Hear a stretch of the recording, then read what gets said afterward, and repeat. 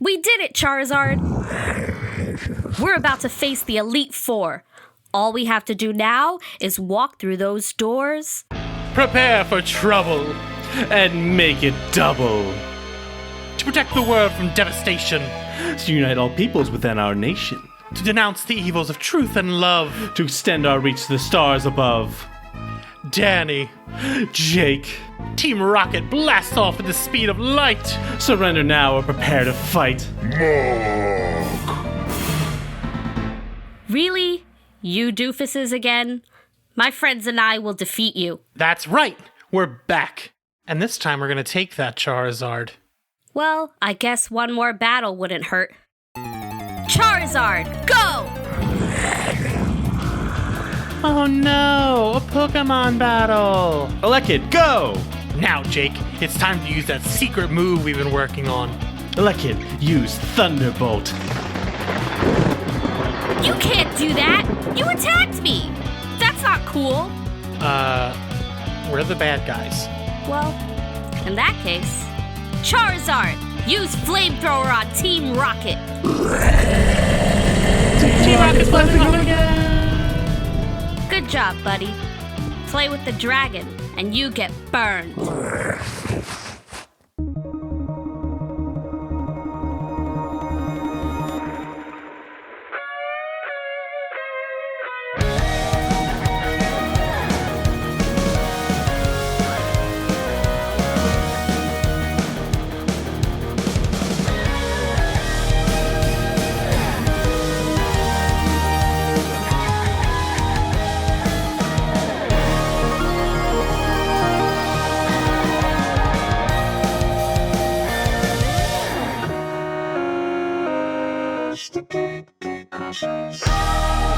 Welcome to GateCrashers, a podcast dedicated to kicking open the door to your next favorite thing.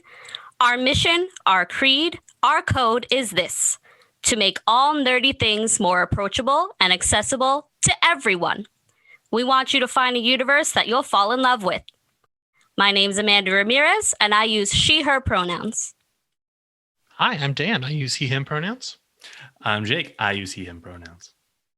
I'm excited to have you here. You have a great voice for the opener. Very excited about that. Thank you. I'm just really excited to be on a podcast.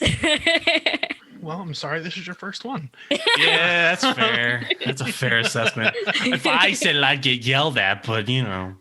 Yeah, I'm actually very excited about this topic today. I know you're a huge fan. Before you had your camera on still, I saw that you had a Gyarados, was it a silkscreen print? It's just a large tapestry that's the red Gyarados with a bunch of Magikarp that's modeled after the wave. Well, if you didn't know, we're going to be talking about Pokemon. So before we get into the whole thing, how did you get into Pokemon? And then Jake, you can tell your story and then I'll tell mine.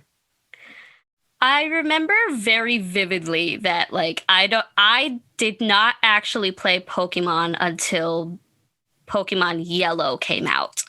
And so I spent a lot of time watching my older brother play Pokemon Blue. And I had no idea what was happening. I just thought all of the creatures were really cute. And then he got to Mewtwo and I was terrified. And then I also remember that every morning I would get up, I would go into my mom's bedroom, I would sit on her bed and I would make her put on Pokemon, the cartoon on WB Kids. And that is sort of just like my first introduction to Pokemon, where I didn't really know what was happening, but I just thought everybody was really cute. And then I first played Pokemon, like I said, in Pokemon Yellow, when my parents got me a green Pikachu Game Boy Color for Christmas and Pokemon Yellow. And that's the only thing I did for basically months, was just play Pokemon. And I didn't actually play until Sapphire. And that was actually just something that Dan took and played himself because he wanted all of the starter Pokemon. That sounds about right. And then you use an actual replay to get all the other Pokemon. I did. What? Sapphire is the counterpart of Ruby, right? Yeah. So I was I don't remember how, I was probably 6 or 7 when the like craze began. The Pokemania, if you will, better than Beetlemania. It's way cuter. I'm going on record here. Pokemon's better than the Beatles. Hot takes. But I mean, it's not a hot take. Pokemon's the biggest media franchise of all time. I remember going down the shore in the summers with our family, and like me and my cousin who were a similar age, like trying to go into all these little these little shops on the boardwalk to try to find the Pokemon like card packs. I'll be honest, I don't think I ever knew how to play the Pokemon card game. Yeah, I didn't. Oh, I don't have a single clue. I didn't know anything about it until senior year of high school when my friends started playing it, unironically. Yeah, I mean, somebody we know, Dan, lost a girlfriend over. Yeah, and I know Mike's kid actually plays it, like still plays it today. So it's like it's still a very relevant series. But my first game was Red, so I've been a Charizard fan since, because like why wouldn't you want the cool one from the box? Oh, of course.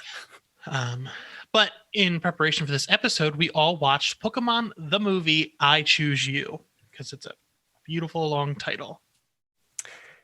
Yeah, and I was really excited to watch this one. It's sort of just a great culmination of everything that we love about Pokemon for the 20th anniversary film. And just sort of for the back of the box blurb, Pokemon is a series about battling, catching, and trading a type of creature called Pokemon.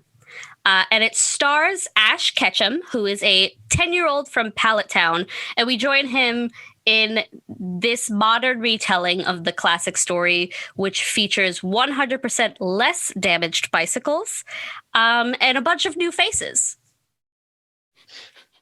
Jake, having other people read your notes is even better. It is.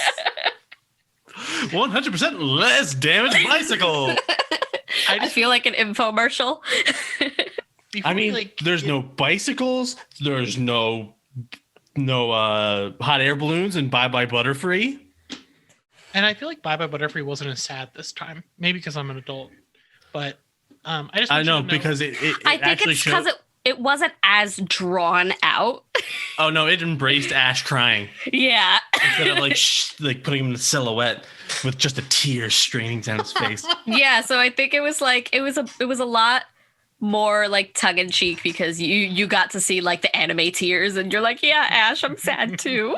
The whole time we've been recording this so far, I just need to get it out of my head before it's stuck in for the rest of the episode and I can't pay attention. I have had one Pokemon song stuck in my head, but it's not one that anyone probably would expect. It's Brock's song where he's singing about Jenny and Joy. Oh yeah, I know what you're talking about. Oh my god. Woman man's what I want to be. But there's two perfect girls for me. That was not. I cracked. Isn't Brock Jake? Isn't he a country singer or something along those lines? I don't remember. All I know is he became he wanted to be a Pokemon professor, then he wanted to be a Pokemon breeder, and I don't know what else. The voice actor. I thought the voice actor. Oh, yes. Yes, he is. Not Brock. In game canon, Brock is a famous Pokemon country singer. I mean, he's got a Ludicolo, which is, just a... God, I can't stop. It's never going to leave my head. I'm going to have to find it online and listen to it after this. Jake, why don't you tell us a little bit about the invention of the pocket monsters? So Pokemon was created by Tajiri Satoshi, one of the founders of Game Freak, which started out as a fanzine about gaming and then became a game development studio. He designed the gameplay of Pocket Monsters on the idea of his childhood hobby of bug collecting. Wait, hold on. It was a fanzine? Yeah. I didn't know that until today. Could you imagine making a fanzine and then it ends up being on actual money? Wow. That's wild. Sorry. You can hashtag goals. I mean, Pikachu gets that paper. You ever seen that shirt where it's like spray painted Pikachu and he's got like a backwards hat and he's got like money around him? Yes. I know anyone listening can like imagine that, but I'm gonna buy one. It's like one of those really big, like oversized Thug Life shirts. Sorry, Yeah. Jake. That's fine. Got a lot of thoughts about Pokemon, I guess. I mean, clearly.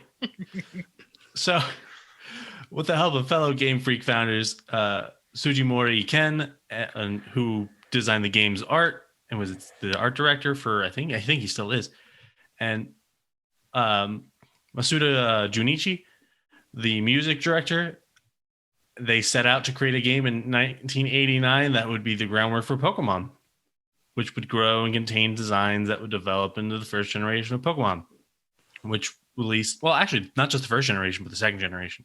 But there's some Gen 2 Pokemon in the original game's code, but that's, whatever. That's some deep lore. That's some deep lore. I mean, one of Dan's favorite Pokemon, Octillery. I'm pretty sure he's in there. I love Octillery. Want to be the best there ever was. Dan likes octopus. All right. Where was I? So Pokemon, which released in Japan in 1996 as Pocket Monsters Red and Green with Blue as a special edition. The United States would see Red and Blue in 1998, where it just took off. The anime launched in 1997 in Japan following the adventures of Satoshi, named after the game's creator. His adventures with his Pokemon a year later would come to the US and the West, and that's how we get Ash Ketchum. I don't know when the cards came about. I didn't look that one up. I did, and it was 1998. Yep. Yeah. I mean, if any of you listeners out there got one of them Charizard cards, well, you're just fancy. Oh my god, I remember like literally fighting people for that card and just being like, listen, you don't love Charizard as much as I do, and you should give it to me. I like distinctly remember, like I was like a perfect age during this whole Pokemon. It was everywhere. I remember going to FAO Schwartz in New York City for Christmas that year. And the whole place is like decked out in just like Pokemon. It became like this. It's the biggest franchise pretty much ever. It is. It is the biggest franchise ever. It's the number one grossing media franchise of all time. But also, Dan, you mentioned the short. I remember one year you got a Charizard. I don't want to say it's a plush because it was one of those ones that was like full with foam beads, and I got the Blastoise. And I remember this distinctly because I went into the water one day, and I don't know what happened, but I was just real itchy for the next like 3 days. My back. I mean, I don't know if that has to do anything with the Blastoise. No, dude, probably those beads, man. Maybe also, I do know that thing ripped within a day. Yeah. Yeah. So, some themes about Pokemon, itchy backs. So one of the biggest themes is friendship. The friendship between the trainer and the Pokemon. That connection. Jake literally wrote, "Friendship is what makes the world go round." I mean, it's an anime. I love anime. So friendship, a lot about connecting just in general to the earth, to your friends, to your pets, things like that. And the circle of life, how all things come and go and are pretty much secular. Did you say secular? I think I did. That's not the right word. I mean, it's not the wrong word. Would it say cyclical? Yeah, cyclical. Because you wrote circle of life. No, yeah. No, it's... No, it's not secular because, there is a religion, like, there's the god Ho-Oh Pokemon, is a deity.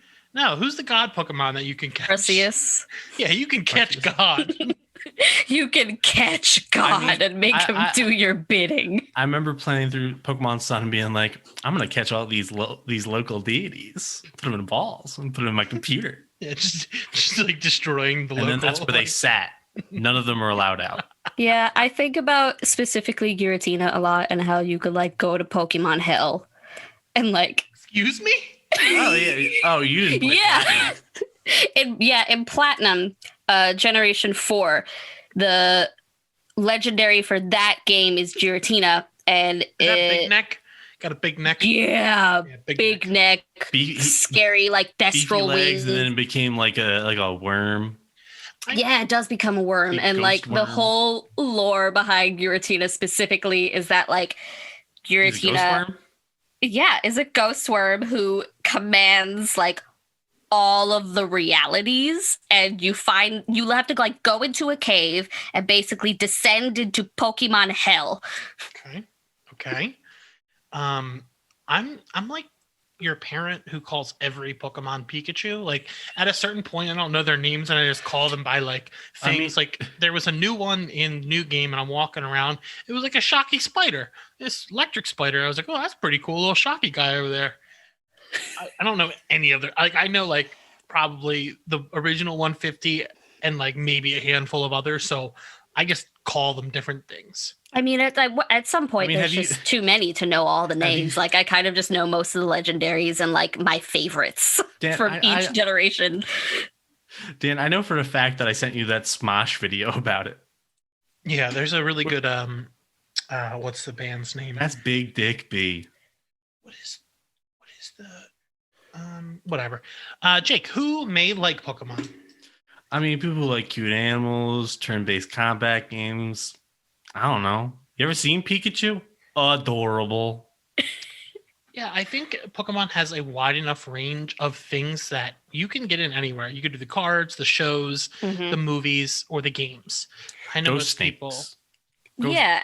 And I think what's like really great about Pokemon as a franchise is that like as a millennial who thrives on nostalgia, I am a big fan of like any kind of media franchise that like tries to grow up with me, you know? So like you have Monsters University, you have Toy Story, and you have Digimon. They sort of did the same thing. And what's great about Pokemon is that like it doesn't do that. It doesn't cater to a specific generation. And what's really great about that is that like any kid can come into Pokemon at any time and not feel as if they're missing something.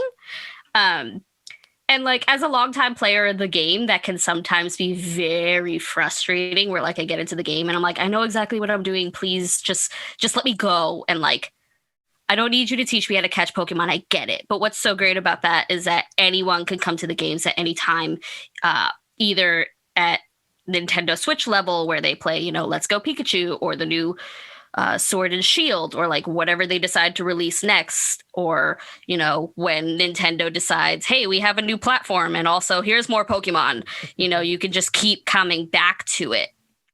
And the anime does the same thing, the movies do the same thing. Like there's 25 of them and they all just cycle through that same you know, the themes of friendship and how the people you love never really leave you and how everybody comes back, and connecting with the world and connecting with nature and just sort of being yourself in that way.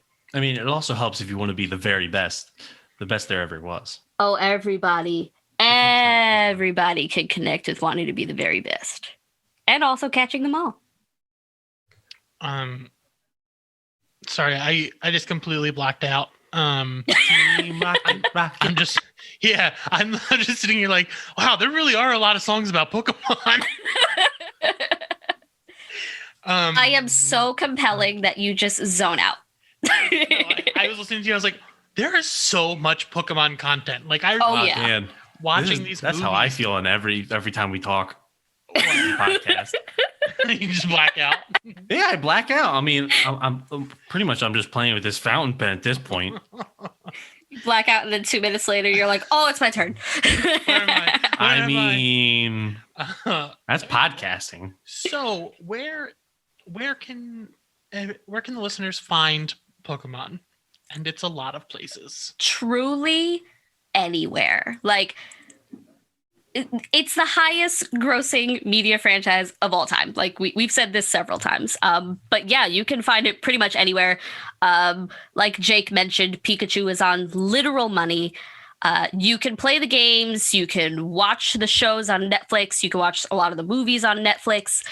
You can walk into any Target and find Pokemon cards. Pokemon the Movie, I Choose You, the one we watched today specifically, is on Netflix. And you can also catch the latest game in the franchise, Sword and Shield, on the Switch. Pokemon Go, which came out in 2016, is also available on most, if not all, smartphones as a free app. And there's also a new Pokemon trading card game online app that is also free for smartphone users. So pretty much if you have access to your friend's Netflix password, if you have access to a smartphone of any kind, if you have been privileged enough to get a Nintendo Switch, you can't go like 2 feet without seeing Pokemon somewhere. It's pretty big. So to avoid spoilers for the movie and our general Pokemon discussion after this, just pause here and come back if you're looking to hear what we have to say.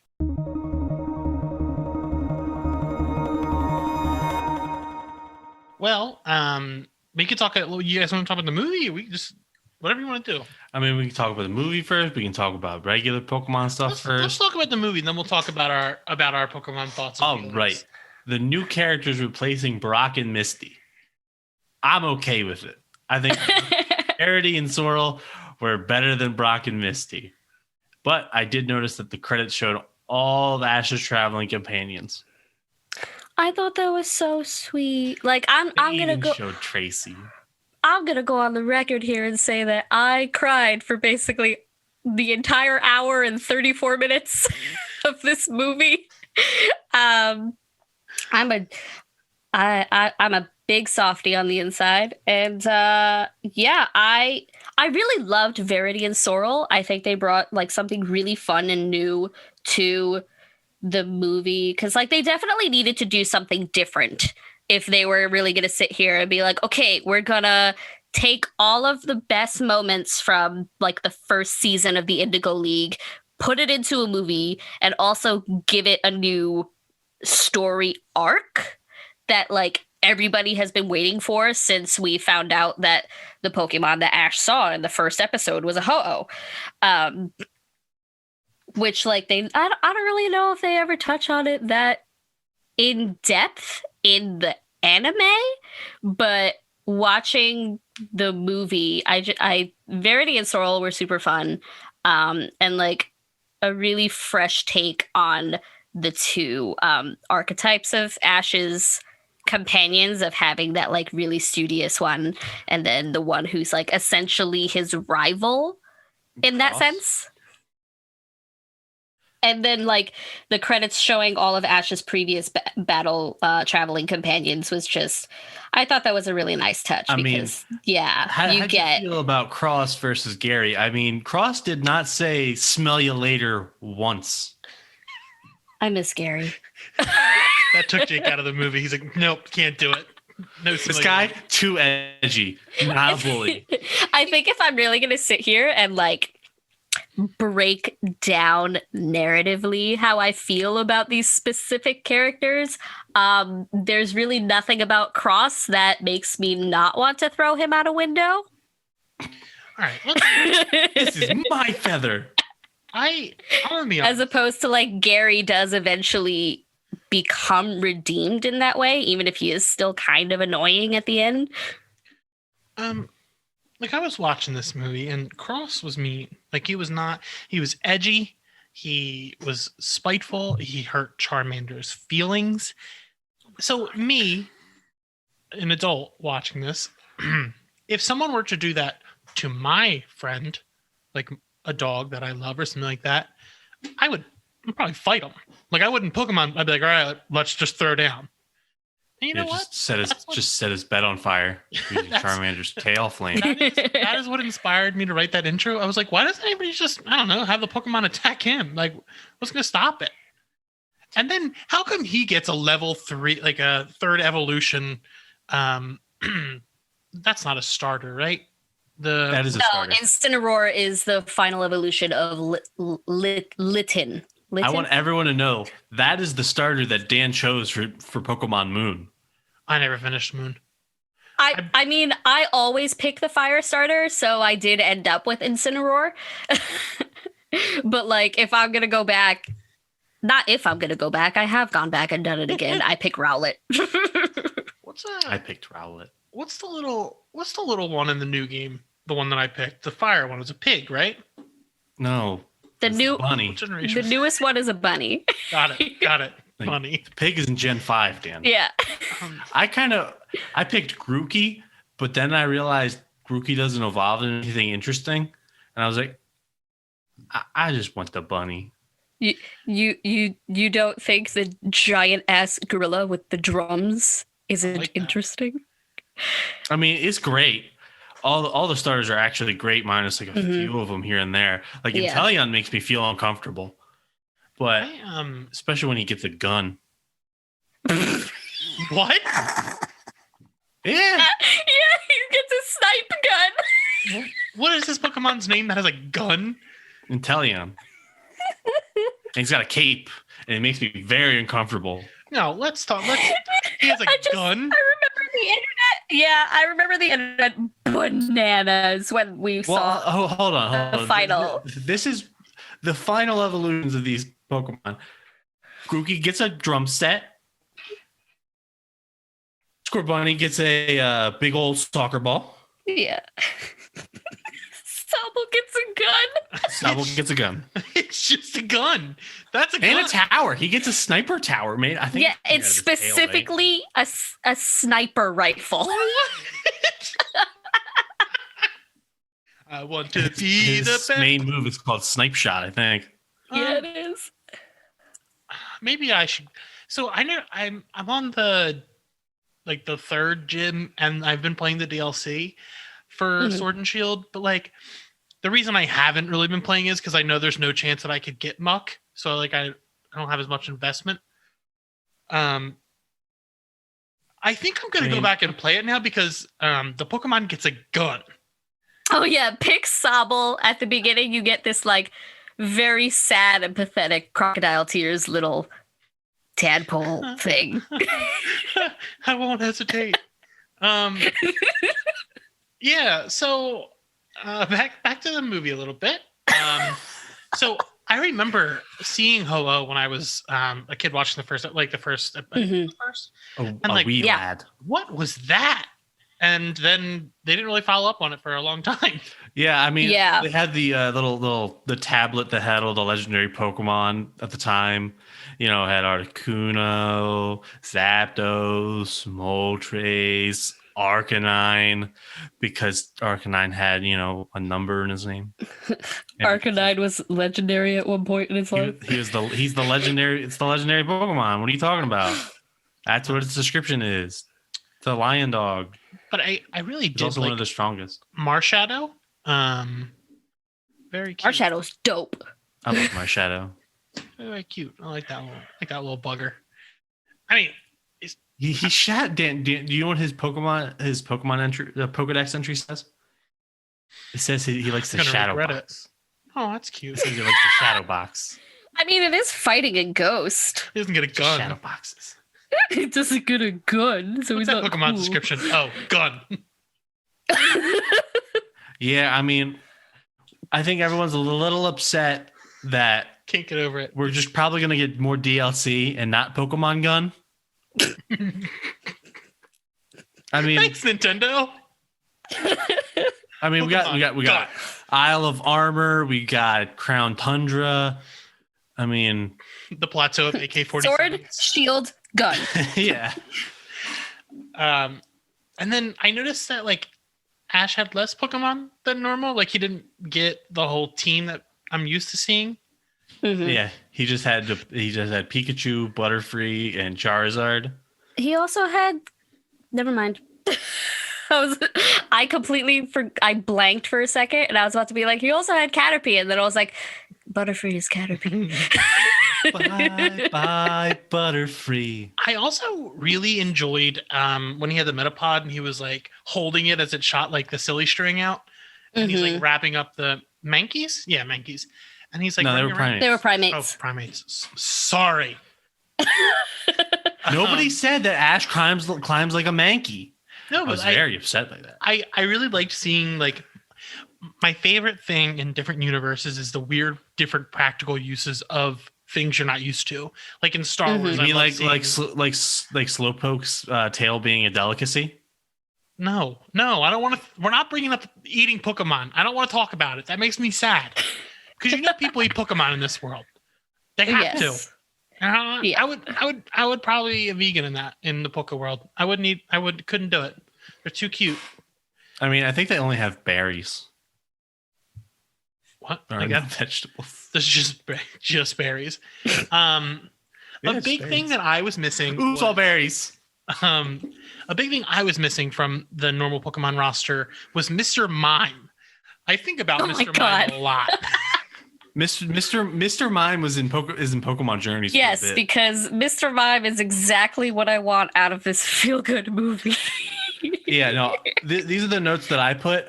Where is edgy team leader / team mom Bulbasaur? Where is the Squirtle Squad? And I wrote this one for Dan. Where is Muck? Yeah, I do think that as a person who went into this movie like knowing exactly what to expect from it, I was missing those more iconic moments of like, having Ash win Bulbasaur's trust and having him win Squirtle's trust, and how both Bulbasaur, Squirtle, and Charmander all sort of came from like very different backgrounds, and it really exemplifies this idea. Squirtle was a criminal. Yeah, Squirtle was a criminal. My favorite bad. criminal.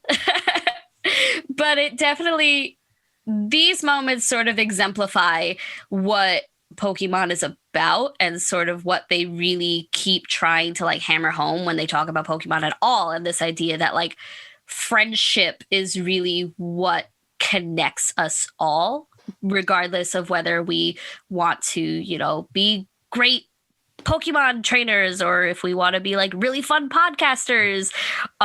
It's really just this thing that unites everybody. So I was missing Bulbasaur and Squirtle in that sense, especially because they're such iconic Pokemon. Like they were our first starters. But I guess somebody coming into this movie as like this is their first introduction to Pokemon, they wouldn't be missing those two things in the way that we are.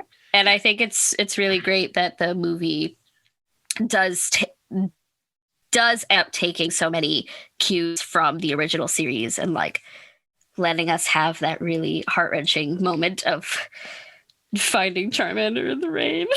And God, that it was was so much much more sadder. emotional. Yeah, like That was so much sadder than I remember. because like someone hurt his feelings, then left him for dead. Like, damn, that hurt. But yeah, this is like probably the best point to like get into Pokemon. This movie was just like one of those things you're like, oh, if I knew nothing and I turned this on, I would have had a heck of a good time, especially if I was younger. Like I would have.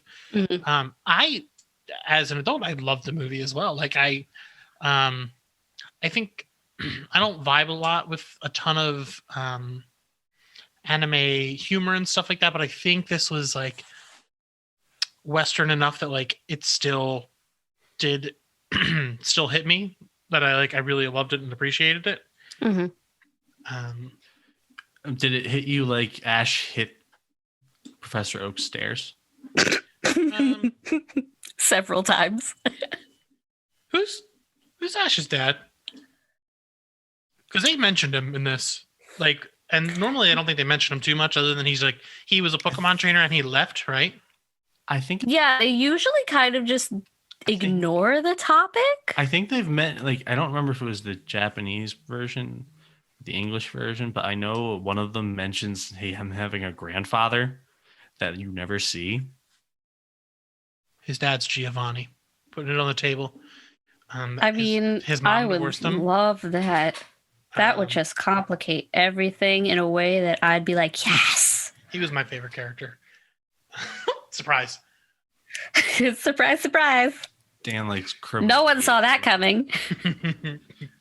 You all thought Dan liked heroes, didn't you?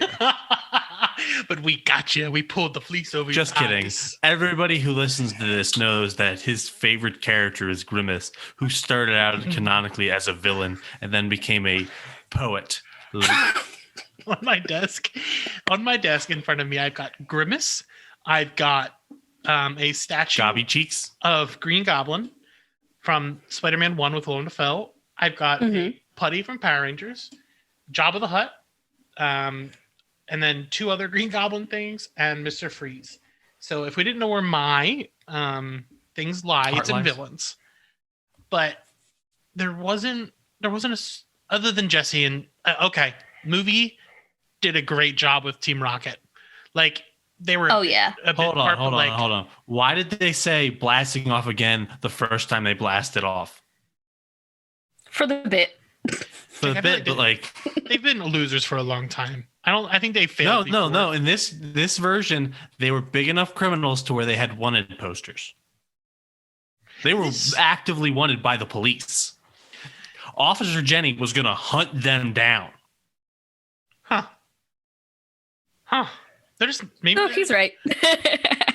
Yeah. And then they have these big wanted posters where there are photos of them, like getting all these Pokeballs, which you assume are filled with Pokemon. You don't know that. They could just be empty Pokeballs. But there are photos on these wanted posters, but they don't succeed once. You think Pokeballs are expensive? I feel like they can't be cheap. Like they can grow and shrink. I think in a creature. I feel like in the canon, like a Pokeball as like not being a great ball or an ultra ball or a luxury ball or any of the other like specialty ones, like just a regular Pokeball is kind of just like, here's $5, give me 5 Pokeballs, thank you, bye. And you get what you pay for, and like sometimes they suck. And then as you try and like get better Pokeballs, then it probably is like, okay, now it's expensive. Like best Pokeball is Quick Ball. If I tossed a Pokeball at Jake, could it then store him in said Pokeball? I don't like the way where this is going. Well, it'd be easier for travel. So we don't really know much about like the actual mechanics of the Pokeball. Like if we wanted to hold on. We know Pikachu does not like being in it, so it's probably not too comfortable. But like lots of other Pokemon enjoy being in it. Yeah, you'll be fine, Jake. It's only like a plane ride. It's like, say we want to go to Japan. Let's put that hypothetical. What if I put you in a Pokeball and just kept you in like my book bag? It'll be fine. It's like the TARDIS. It's bigger on the inside. Yeah, you'll be all right. We'll figure it out. Jake, so what's worse? Seeing Ash ghost into the boring world without Pokemon, or him turning to stone in Pokemon the first movie? Yep. Mewtwo Strikes Back. Wait, is the first one Mewtwo Strikes Back? I thought that's the second one. It's Pokemon the first movie, and then there's like a colon, and then it's Mewtwo Strikes Back. Yeah. And then there's also the remake made version of it for Netflix. And then there's like the other Mewtwo one. Because there's there's Mewtwo Strikes Back Evolution, which is the Netflix one. And it's like the 3D CGI. CGI ones that I'm not wild about. We don't like that. But it's fun.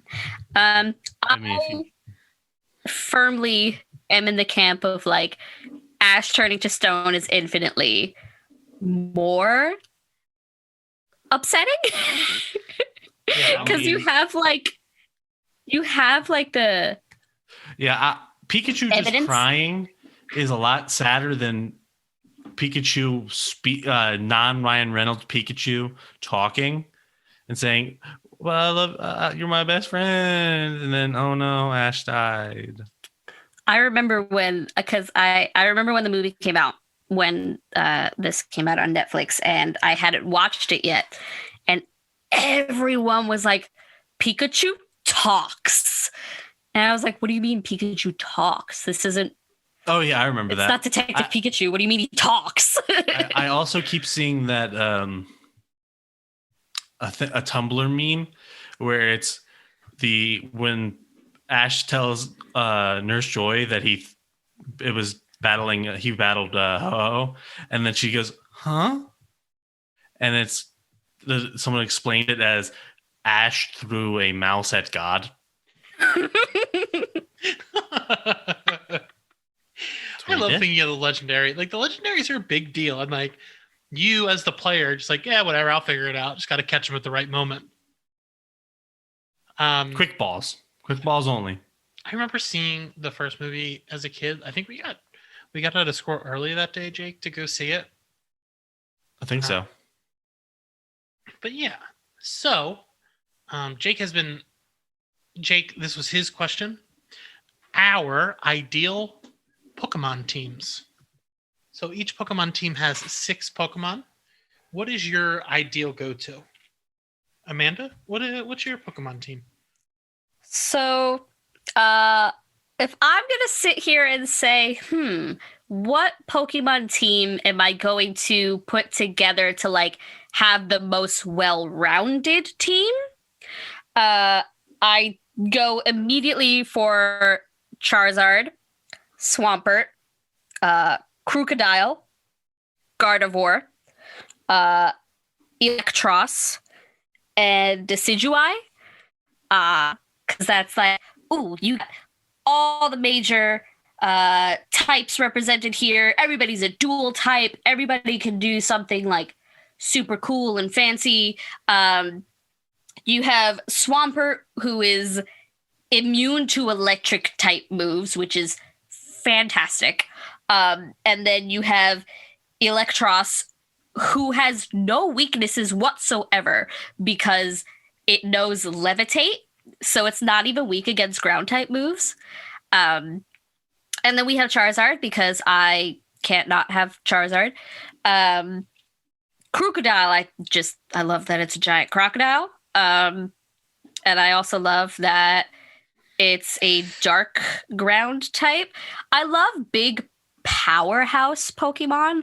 I'm definitely the kind of trainer, especially when you see like online people draw like their themselves as like a Pokemon trainer, and then they have their team and it looks so cool and awesome. I would definitely shinies. Yes. I would definitely be like, here's a 4'0" Pokemon trainer with these big ass Pokemon. And that's my dream team if I'm going to sit here and like make a really well-rounded team. But if I'm going to go with my heart, it's only going to be fire type Pokemon. And it's going to be like, I would love to just have it all be Charizards in the many different forms in which Charizard comes now, because he gets a new form every single game and it's amazing. Well, hold on. I got to ask. Do you prefer Mega Charizard X or Mega Charizard Y? Please hold. I'm trying to remember which one's the dragon type. X. Mega Charizard X. Because he becomes a dragon type and then he's blue. He's finally in that club. They finally just allow him to be a dragon type. Why don't you just do it? Just change his subtype. Just make him a dragon type. It's fine. Oh no. Yeah. So following my heart, I picked Typhlosion, Samurott, Dragonite, Lycanroc, Marshadow, and Bolthound. Bolthound is because it reminds me of my dog. So both of your teams sound like balanced and like would look totally normal in one of those Pokemon pictures, like the trainer with their Pokemon. Like those teams sound like solid teams. Then you've got my team, which is Muck, regular Muck, purple Muck. I don't need anything special. Charizard, Alakazam, Octillery, Marowak, and Darkrai. kind of a nightmare bunch over here. Mhm. Got one of my teammates wearing their parents' skull.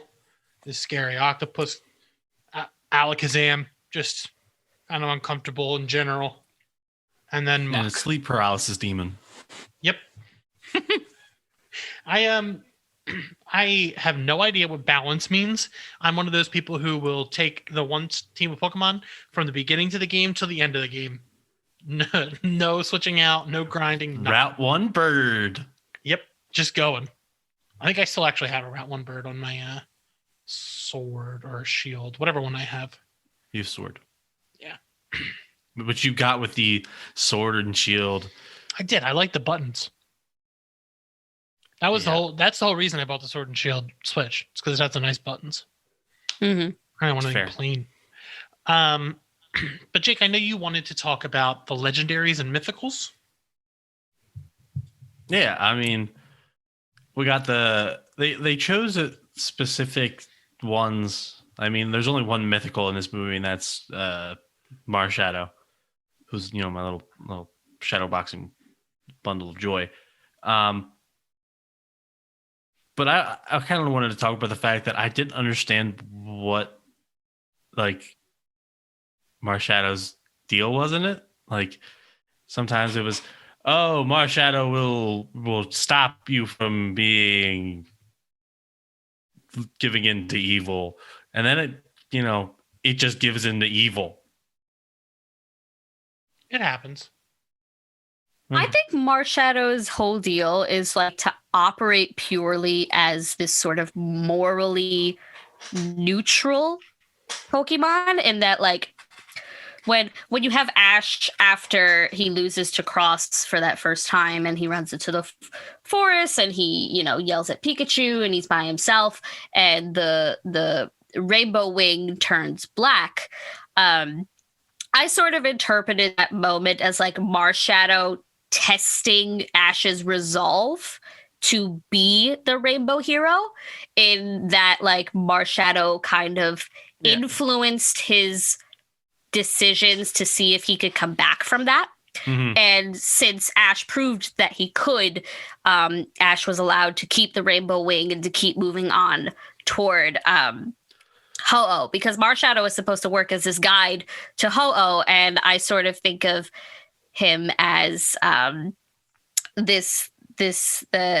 kind of guide that tests you along the way to make sure that you are worthy before you get there, and if you're not, he punches you. Ultimately ends up turning into what we consider a villain at the end, because Marshadow had to protect the mountaintop from Cross, as opposed to Cross. Marshadow deciding like, no, never mind, y'all need to go, because Cross ended up taking the rainbow wing, and then the rainbow wing turned black, and then Cross was messing everything up, and Marshadow was just like, all right, y'all made me mad.